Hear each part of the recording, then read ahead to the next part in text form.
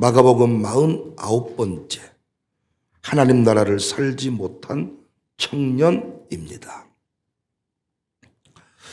우리는 이 마가복음 지난번 공부 시간에 어린이와 하나님 나라라는 주제로 함께 말씀을 살폈습니다.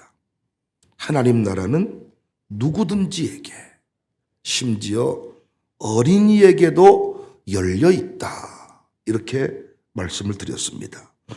그런데 여기서 누구든지는 이중적인 의미가 있었지요. 어린아이에게까지 열려 있다는 이야기지만 믿음으로 받아들이지 아니하면 누릴 수 없는 나라다. 어린아이같이 받들어야 그 나라를 누릴 수 있다. 15절, 내가 진실로 너에게 이르노니 누구든지 하나님의 나라를 어린아이와 같이 받들지 않는 자는 결코 그곳에 들어가지 못한다. 그렇다면 어린아이처럼 받들지 않는다는 말이 무엇일까요? 여러분은 과연 하나님 나라를 살고 있습니까? 제가 목회해 보니까 하나님 나라를 살지 못한 장로님, 하나님 나라를 살지 못한 권사님, 참 힘듭니다. 슬픈 기색을 하고 예배 가운데 앉아있는 장로님, 힘듭니다. 슬픈 기색을 하고 오늘 또 새벽에 달려나온 엄마, 바라보는 자녀가 힘듭니다. 여러분은 과연 하나님 나라를 살고 계시냐고요? 아니면 슬픈 기색을 하고 서 있는 청년과 같으신가요?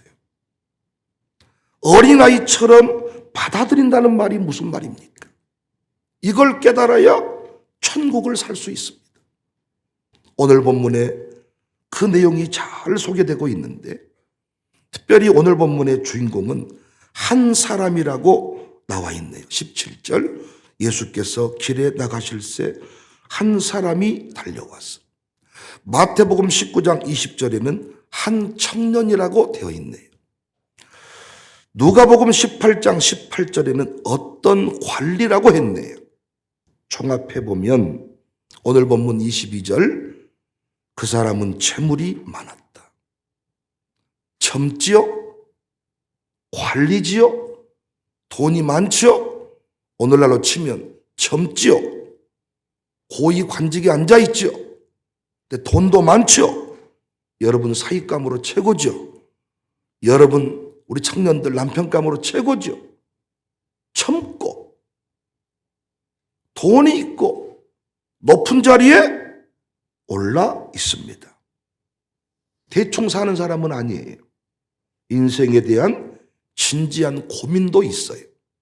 영생에 관하여 묻고 있습니다. 모든 걸 다 가진 사람 같습니다. 그런데 결국 이 청년은 예수님을 떠났습니다. 하나님 나라를 살지 못했습니다. 여러분은 하나님 나라를 살고 계시냐고요? 슬픈 기색을 띤 청년과 같이 오늘 또 앉아 계시냐고요? 아니면 잔치집의 주인공, 어제 우리 결혼식장에 가보았더니 박영석 집사 부부, 신부 집은 좀 울고 얼마나 웃고 있던가. 저는 그래서 어제도 딸 없음에 감사했네요. 딸 없음에. 아들 집은 며느리가 들어오니까 좋아 죽고, 딸은 그 박찬재 처형 포함해서 떠나보내니 진짜 도둑맞은 기분이고.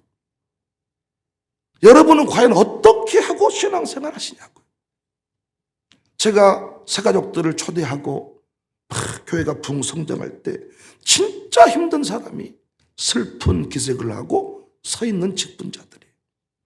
뭔지 모르지만 슬픈 기색을 하고 있는 거예요. 뭔지 모르지만 가정의 우환이 들끓었다는 것을 드러내놓고 있습니다. 답답합니다. 데려온 것도 아니고 데려온 사람을 환하게 맞아준 것도 아닙니다. 자리를 양보한 것도 아니고 주차장에 차 한 대 딱 차지하고 새가족을 좀 안 친다고 비켜주라 그러면 비켜줄 마음도 없고 슬픈 기색을 하고 서 있는 직분자. 너무 힘듭니다. 목사가 슬픈 기색을 하고 목회한다면 여러분 어떠시겠습니까? 하나님 나라를 살지 못한 목사가 목회를 한다면 여러분 어떠시겠냐? 오늘 본문의 청년을 보니까요, 첫 번째 예수님을 선생님이라고 합니다. 이 모습들을 살펴보시면 하나님 나라를 살지 못한 이유를 여러분이 발견할 겁니다. 예수님을 선생님이다, 이렇게 고백을 합니다. 17절.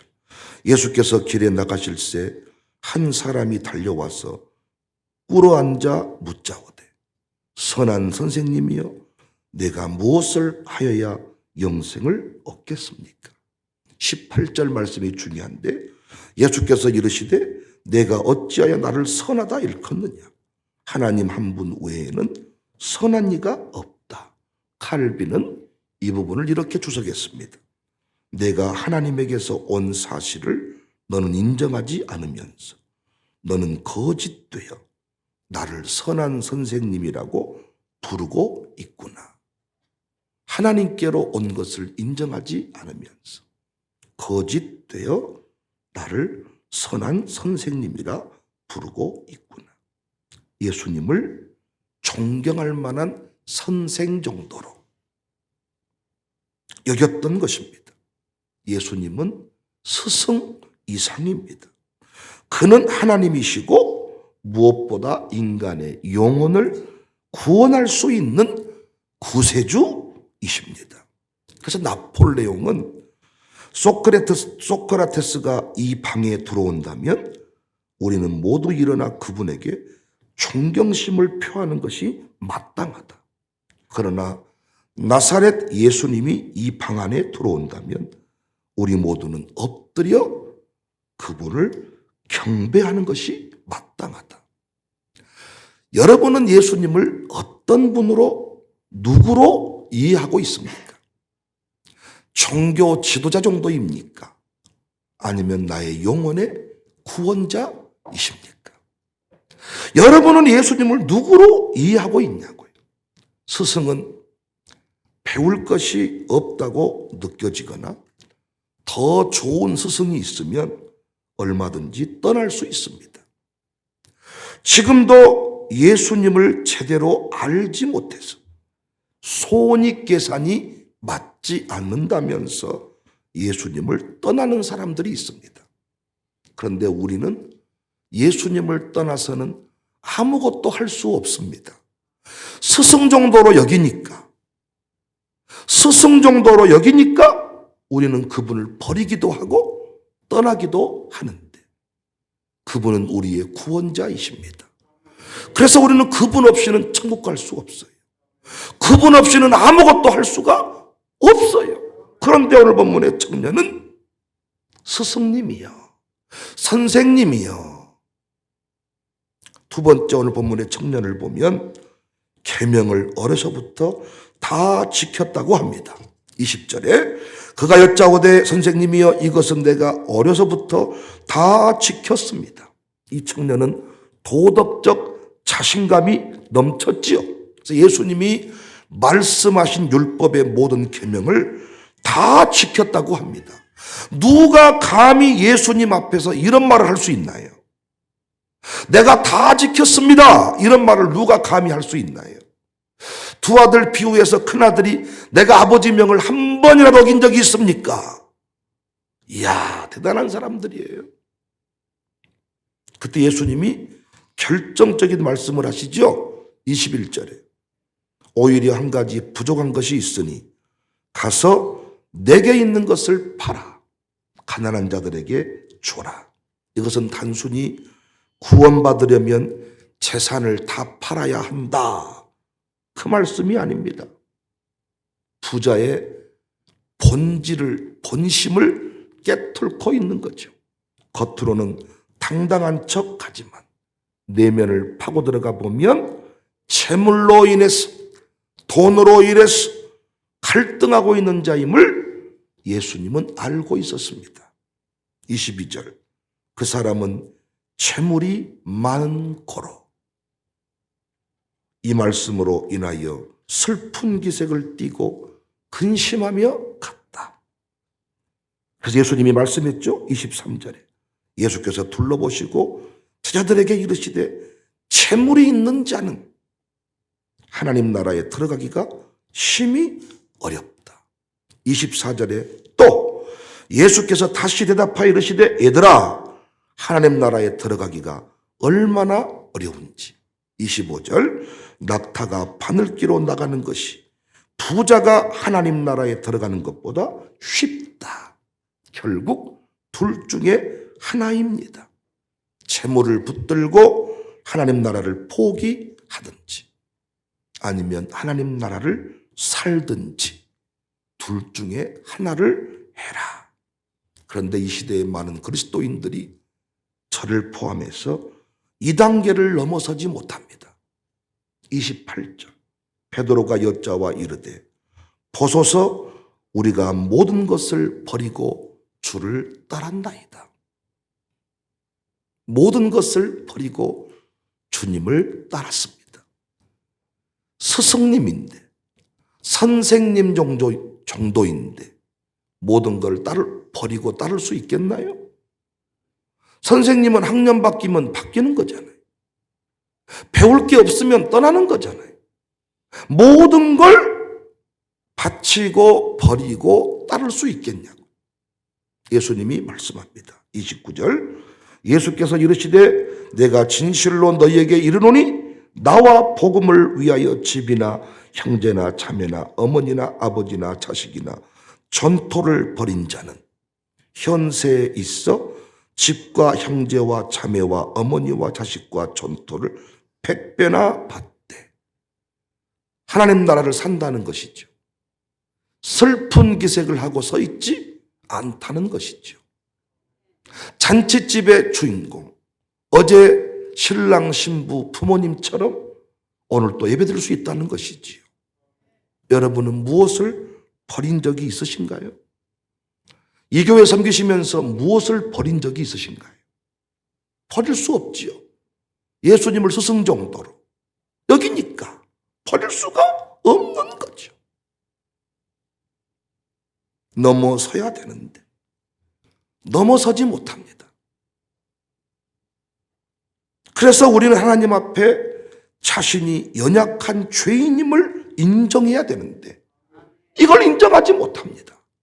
예수님 없이도 교회 없이도 말씀 없이도 예배 없이도 천국을 살 수 있다고 믿는 거예요. 예수님 없이도 착하게 살면 천국 간다고 믿는 거예요. 그러니까 예수님이 전부가 아니죠. 영원한 천국을 주시는 분인데 우리가 죄인인 것은 많은 계명을 파괴했기 때문만은 아닙니다. 하나님 앞에서 단 한 가지만 범죄해도 우리는 죄인입니다. 근데 사람들은 자기가 죄인이 아님을 강조하기 위해서 다른 사람의 죄에 집중하는 경향이 있습니다. 예를 들어서 교도소에서 살인한 사람과 간음한 사람이 만났어요. 살인한 사람이 흥분해서 야, 나는 좀 욱해서 사람은 죽였지만 너같이 강간은 안 한다. 쪽팔리다. 치사하다. 간음한 사람이 강간한 사람이 야, 그런다고 사람을 죽이냐? 이 모습을 간수가 보고 있다면 뭐라고 말하겠어요? 누가 더 중한 죄인이고 덜한 죄인입니까? 똑같은 죄인입니다. 야고보서 2장 10절에 누구든지 온 율법을 지키다가 그 하나를 범하면 모두 범한 자가 된다. 그러니까 오늘 본문에 이 부자 청년도 관원 청년도 이 한 사람도 예수님이 필요한 죄인임에 불과했는데 자기는 의롭다고 생각한 것이죠. 도덕적으로 모든 계명을 다 지켰으니 나는 완벽합니다. 그런데 말씀의 엑스레이를 찍어보면 첫 번째부터 걸립니다. 첫 번째부터. 왜 교회 생활이 어려울까요? 왜 샬롬스쿨 학부모로서의 역할이 어려울까요? 내 자녀는 의롭다고 믿기 때문에, 내 자녀는 문제가 없다고 믿기 때문에, 선생님의 도움이 절대적으로 필요한 연약한 어린이입니다. 인정을 한다면 선생님이 하시는 말씀이 다 고맙고 귀할 텐데 집에서는 문제가 없는 아이로 왜 교회 생활이 어려울까요? 나는 죄인입니다. 나는 연약한 인간입니다. 생각한다면 모든 말씀이 다 귀할 텐데 다 지켰습니다. 다 알고 있습니다. 이 교회보다 내가 더 신앙이 좋습니다. 그렇게 믿고 사니까 설교가 들어오겠어요? 어떠십니까? 다 하는 소리예요. 그만하세요. 이 교회는 힘들게 하시네요. 자기가 다 안다고 생각하고 했다고 생각하니까 말씀을 들을 수가 없는 것이지요.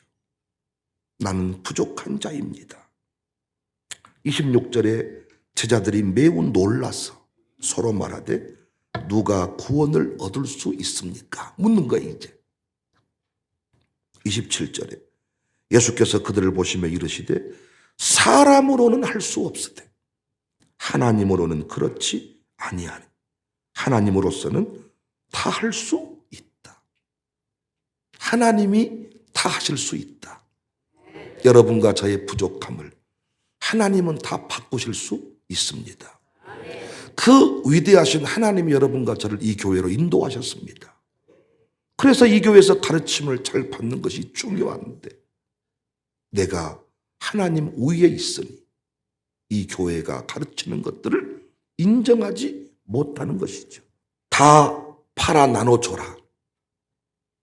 스승 정도로 여기니까 순종 못하는 거죠.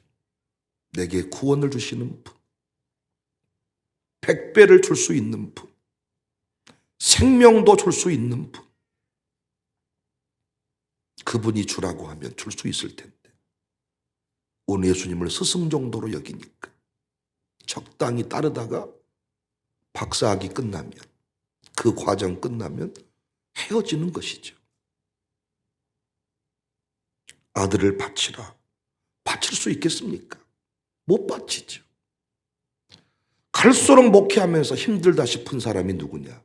오래된 사람이라니까요. 목사를 잘 돕는다고 말하는 그 사람 때문에 목회가 힘들다니까요. 14년 차를 맞는데 두 번째 안식년에 이르렀네요, 제가. 생각을 많이 합니다. 누구 때문에 목회가 힘든가?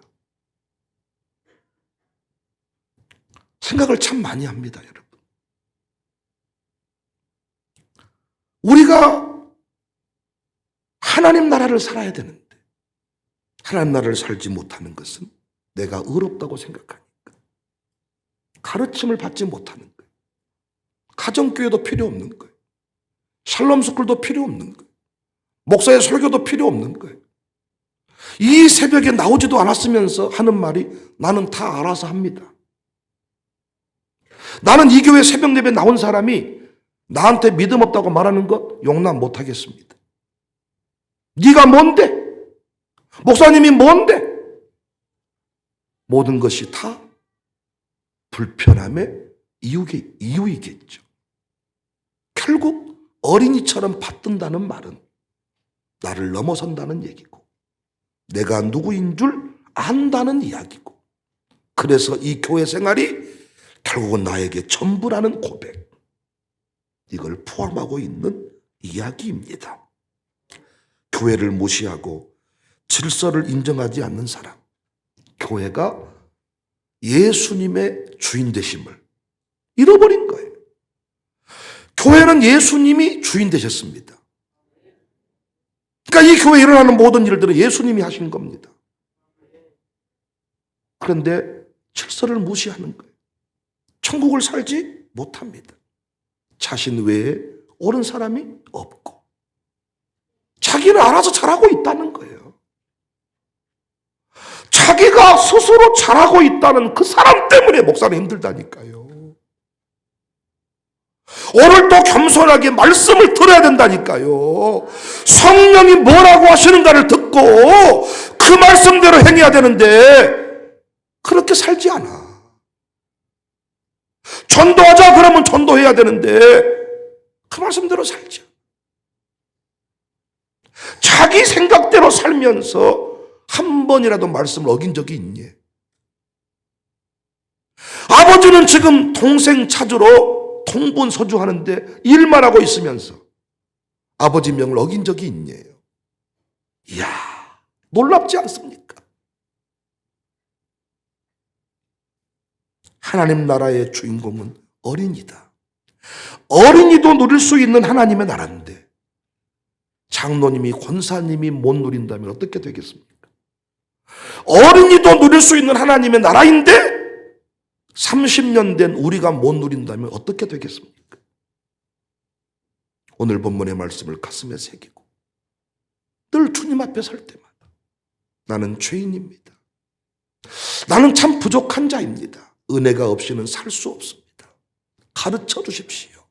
말씀해 주십시오. 은혜로 사는 인생입니다.